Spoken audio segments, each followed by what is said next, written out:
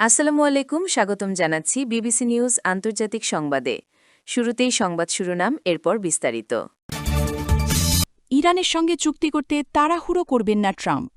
ইরানকে পারমাণবিক অস্ত্র পেতে দেবে না ইসরায়েল, নেতানিয়াহু। যুক্তরাষ্ট্র ইসরায়েলের সম্পর্কে ভাঙনের সুর। দর্শক, এতক্ষণ শুনছিলেন সংবাদ শিরোনাম। এখন বিস্তারিত।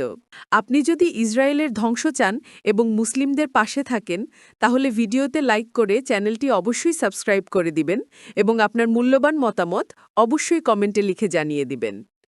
এখন বিস্তারিত। আন্তর্জাতিক কূটনীতিতে আবারও আলোচনার কেন্দ্রে উঠে এসেছে ইরান ও যুক্তরাষ্ট্রের সম্পর্ক। সম্প্রতি সাবেক মার্কিন প্রেসিডেন্ট এমন এক মন্তব্য করেছেন যা বিশ্ব রাজনীতিতে নতুন করে বিশ্লেষণের জন্ম দিয়েছে। তিনি বলেছেন, ইরানের সঙ্গে কোনো ধরনের চুক্তি বা সমঝোতার ক্ষেত্রে তাড়াহুড়ো করা ঠিক হবে না। তার এই বক্তব্যের পর আন্তর্জাতিক সংবাদ মাধ্যমগুলোতে ব্যাপক আলোচনা শুরু হয়েছে।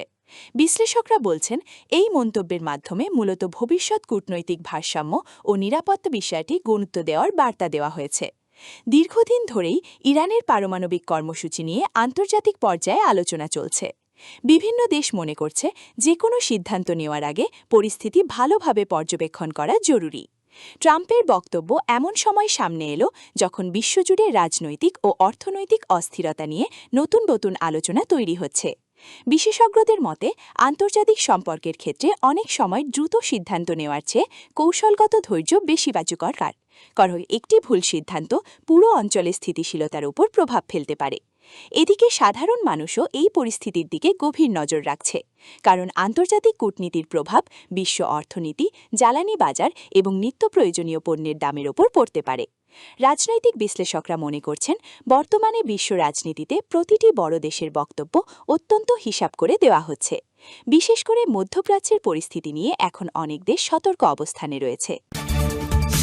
আন্তর্জাতিক কূটনীতিতে দীর্ঘদিন ধরেই যুক্তরাষ্ট্র ও ইসরায়েলকে ঘনিষ্ঠ মিত্র হিসেবে দেখা হয়। তবে সাম্প্রতিক সময়ে বিভিন্ন আন্তর্জাতিক বিশ্লেষণে দুই দেশের সম্পর্ক নিয়ে নতুন আলোচনা শুরু হয়েছে। অনেক সংবাদ মাধ্যম বলছে, কিছু গুরুত্বপূর্ণ নীতিগত বিষয়ে দুই দেশের অবস্থানে পার্থক্যের ইঙ্গিত দেখা যাচ্ছে।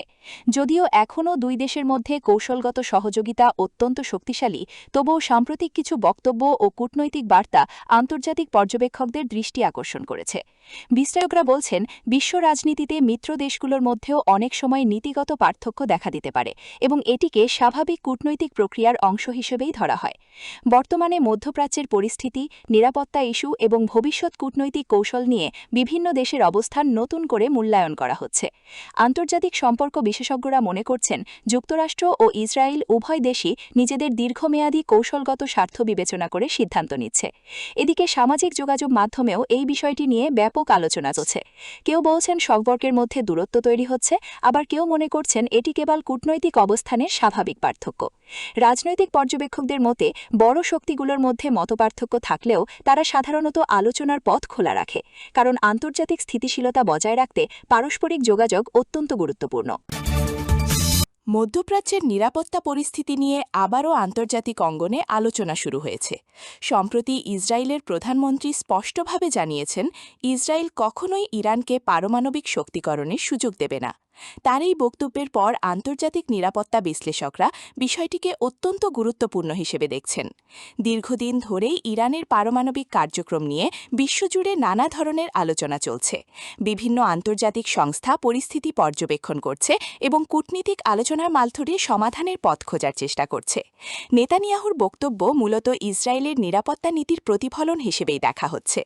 রাজনৈতিক বিশ্লেষকদের মতে, মধ্যপ্রাচ্যের নিরাপত্তা ইস্যু সবসময়ই অত্যন্ত সংবেদনশীল এবং প্রতিটি দেশের অবস্থান এখানে গুরুত্বপূর্ণ ভূমিকা রাখে। তবে একই সঙ্গে আন্তর্জাতিক মহল এখন পরিস্থিতিকে শান্তিপূর্ণ আলোচনার মধ্য দিয়ে এগিয়ে নেওয়ার ওপর জোর দিচ্ছে। বিশেষজ্ঞরা বলছেন, বর্তমান বিশ্বে সরাসরি সংঘাতের পরিবর্তে কূটনীতিক আলোচনা এবং কৌশলগত বার্তাই বড় ভূমিকা পালন করছে।